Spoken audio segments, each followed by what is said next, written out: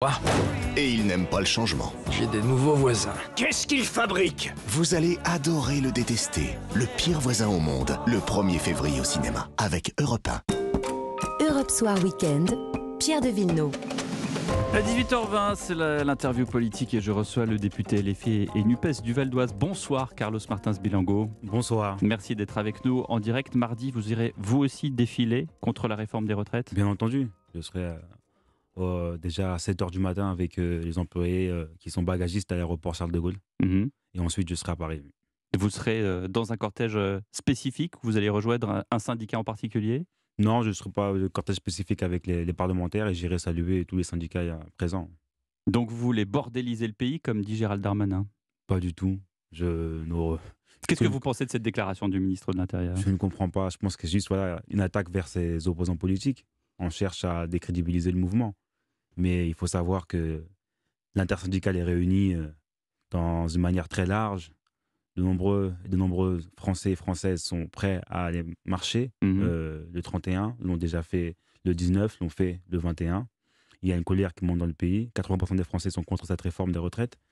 Les différents porte-parole du gouvernement... 70 plutôt que 80. Les différents porte-parole du gouvernement, plus ils en parlent de leur retraite, plus ils la défendent, plus elle est détestée.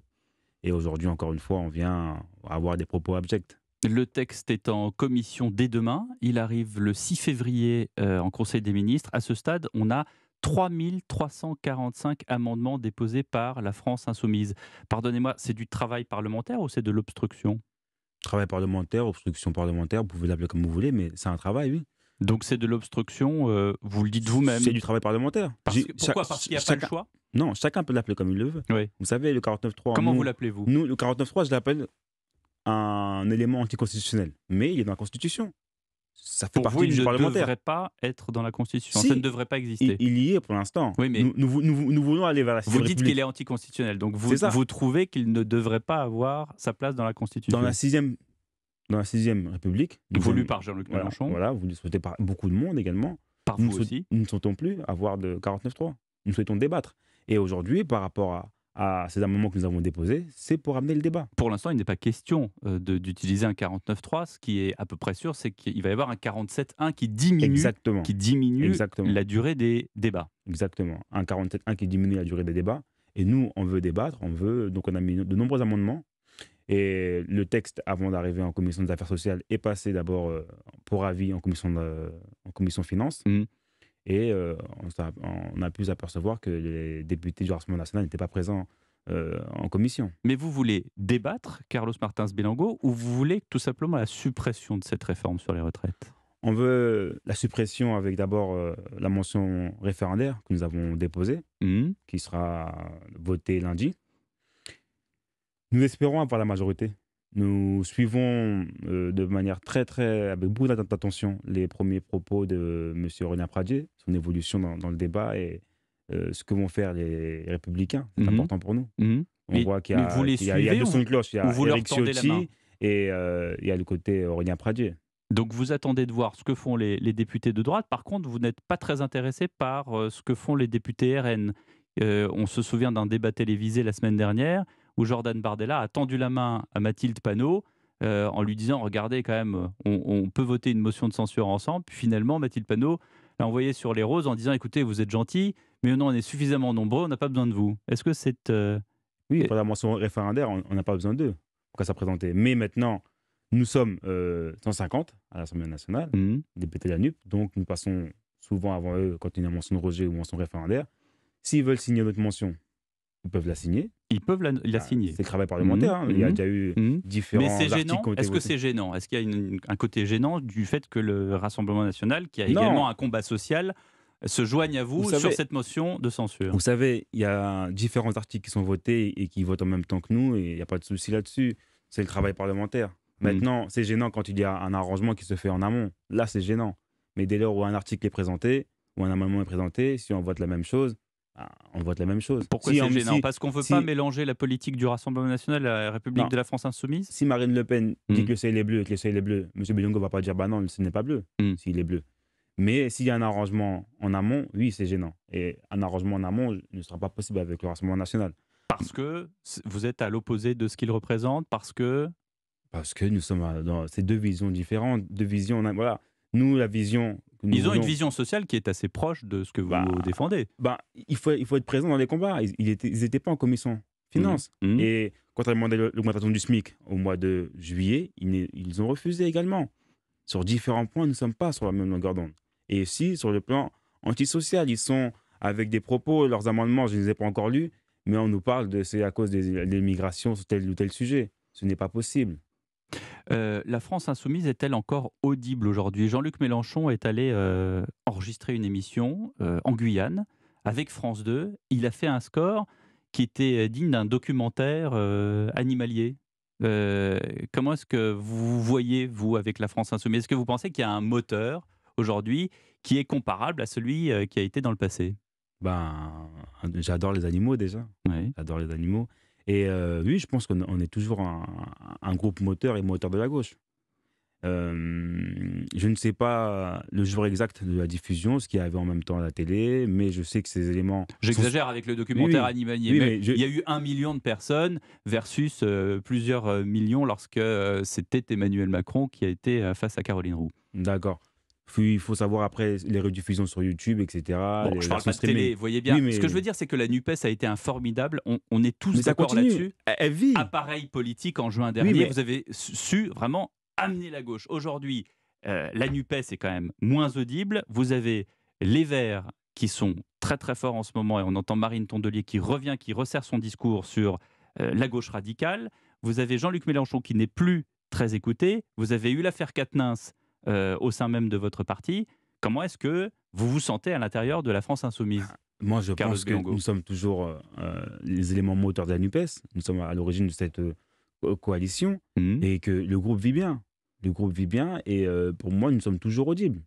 Et on va au-devant de différents sujets et il y a, comme dans tout parti politique, des phases où c'est un peu plus compliqué, mais le groupe vit bien. Mais donc, c'est une phase un peu plus compliquée. Je pense que cette phase est passée déjà. Comme on a parlé de l'affaire Quatennens, pour moi, la phase est passée. Et nous sommes aujourd'hui en phase combat avec il est revenu d'ailleurs. Il est revenu au Parlement. Vous avez acté ce retour d'Adrien Quatennens pour vous? Il a une exclusion du groupe parlementaire de la France insoumise. Et ensuite, comme la sanction a été donnée de façon démocratique au sein du groupe parlementaire de la France insoumise, Adrien Quatennens est libre de vaquer à ses occupations de parlementaire. Et vous, votre opinion? Mon opinion je m'en tiens à la sanction qui a été donnée par le groupe. L'actualité, c'est aussi ce qui s'est passé au Proche-Orient ces derniers jours. 7 Israéliens tués par un Palestinien vendredi dernier, 2 autres blessés par un autre assaillant palestinien âgé de 13 ans. Quel regard portez-vous sur ces 2 événements? Vous savez, ces 2 événements sont tristes. Et je condamne et nous condamnons. La France a condamné aussi cette attaque terroriste. Mais il faut savoir que le Hamas a revendiqué cette attaque en termes de réponse. Et aujourd'hui, le 37e gouvernement israélien est un gouvernement ultra-orthodoxe, avec aussi des ministres d'extrême droite. Sur les 30 ministres qui sont en place dans ce gouvernement, seulement 5 femmes sont présentes. On a le ministre de la Sécurité nationale, qui est un personnage très controversé. Et comme l'a dit M. Guterres de l'ONU, moi, j'ai peur aujourd'hui de l'escalade de la violence. C'est ce qui est inquiétant. Aujourd'hui, la place de la France et des parlementaires français, c'est de prôner la paix et d'avoir une issue avec les 2 pays. Mais aujourd'hui, on n'y est pas. Et malheureusement, il y a des très mauvais signaux entre les réponses soit attaque, contre-attaque, et vraiment un mort côté palestinien ou un mort israélien, ça reste un mort et ça amène un logis. Et vous savez, dans ma circonscription, encore plus encore, parce qu'à Sarcelles, nous avons une forte communauté juive. Nous avons le petit Tel Aviv, nous avons différentes synagogues. Et on a besoin de cette paix parce que souvent, les conflits géopolitiques sont souvent transposés et ramenés à ma circonscription. Et il y a eu des répercussions ces derniers jours, justement? Non, pas dans ma circonscription. On arrive vraiment à garder le vivre ensemble. En 2014, il y a eu des émeutes, vous en avez beaucoup entendu parler. Bien entendu. En 2014, il y a eu des troubles. Et il faut que la France soit le pays garant de la paix et que les conflits ne soient pas transposés. Vous savez, dans ma circonscription, il y a aussi la communauté, par exemple, quand on parle de Moyen-Orient, la communauté des chrétiens d'Orient, avec le CCAF qui essaye de revendiquer et de parler de du génocide assyro-chaldéen. Ils font un repas le mardi 7 février, CCAF. C'est des éléments moteurs du vivre ensemble. Vous avez parlé de ce nouveau gouvernement israélien. Est-ce que dans votre discours, je dois comprendre qu'il y a une sorte de cause à effet sur ce qui s'est passé, sur ces violences qui commencent au Proche-Orient? Ce n'est pas une cause à effet. Qu'est-ce que vous voulez nous dire par là, hein? J'ai peur de l'escalade. Vous savez, dès lors où l'ambassadrice d'Israël qui était à Paris démissionne pour dire que le gouvernement en place, le nouveau gouvernement mis en place, est trop proche de la droite, ça envoie un signal. Oui, mais enfin, de là à ce qu'il y ait une relation de cause à effet avec 7 Israéliens tués par un Palestinien. Non, mais c'est pas ce que j'ai dit. Mais j'ai dit que le Hamas a revendiqué cette attaque en termes de réponse à ce qui se passait auprès des Palestiniens. Et au final, comme je vous l'ai dit, comme l'ONU l'a dit, c'est l'escalade aujourd'hui. Mais quelle solution? C'est ça, quelle solution? Et en fait, quelle solution? C'est que nous, en tant que parlementaires et politiciens, on va demander de cesser le feu, on va demander un appel au calme, comme tous les politiciens l'ont fait dans le monde. Et depuis des années, vous savez, j'ai 32 ans, et toute ma vie, j'ai toujours vu ce conflit israélo-palestinien. Et je le déplore. Toute ma vie, j'ai connu ça. Oui, et vous avez eu des opinions différentes sur ce conflit israélo-palestinien par le passé? Moi, non. Vous avez toujours eu une opinion neutre sur le conflit israélo-palestinien? J'ai toujours voulu la paix, bien sûr. J'ai toujours voulu la paix. Et ma parole n'a jamais été audible auparavant parce que je n'étais pas connu dans le monde politique. Mais j'ai toujours prôné la paix. Il faut toujours une issue avec deux pays. Mais il y a deux camps. Il y a les Palestiniens et les Israéliens. Bien sûr. Il y a aussi... Mais vous n'apportez pas de solution pour la paix pour l'instant. Vous la souhaitez, mais vous n'apportez pas de solution. Il y a aussi des Israéliens de gauche qui existent. Vous savez, moi, j'ai lu il y a 6 mois un bouquin sur la gauche israélienne. Elle existe. Elle n'est plus audible aujourd'hui. Pourquoi? Difficilement, parce que c'est dans le monde et dans l'Europe, la gauche est en difficulté. Et c'est pour ça qu'il faut saluer le travail de Jean-Luc Mélenchon avec le score intéressant que nous avons au présidentiel de 22%. Parce que c'est difficile aujourd'hui de prôner la paix, le social, l'humanisme, l'universalisme. C'est pas simple de battre aujourd'hui. Vous dites aujourd'hui je suis audible parce que je suis député. Est-ce que vous êtes toujours ami avec Nabil Koskossi? Oui. Oui. Et quelle est son opinion, lui, aujourd'hui, sur ce conflit israélo-palestinien? Il prône toujours la paix. Oui. Il prône la paix. Vous savez, cette personne a eu un passage où la justice a eu à trancher sur ce sujet-là. Il a eu des fausses accusations. Et la justice a tranché. Et ce monsieur est blanchi des accusations qui ont été portées. Il faut s'en référer aussi à la justice. C'est important de croire en la justice. Parce que les fausses accusations dans les médias, c'est très facile de donner un nom, de mettre un étendard et de dire « voici le monsieur ». Et vous savez ce qui se passe après quand on fait ça? Il y a des personnes qui nous écoutent, qui nous suivent et qui viennent et qui vont relater, diffamer, insulter parfois. Est-ce que j'ai diffamé quoi que ce soit? Je ne parle pas de vous, je parle de ce qui se passe après. Et c'est ce que j'avais dit une fois à la télé, j'ai dit, en radio, j'ai dit, est-ce que certaines personnes se rendent compte? Vous savez, vous donnez le nom d'une personne, ensuite, ça part dans les médias et c'est trop tard, c'est parti.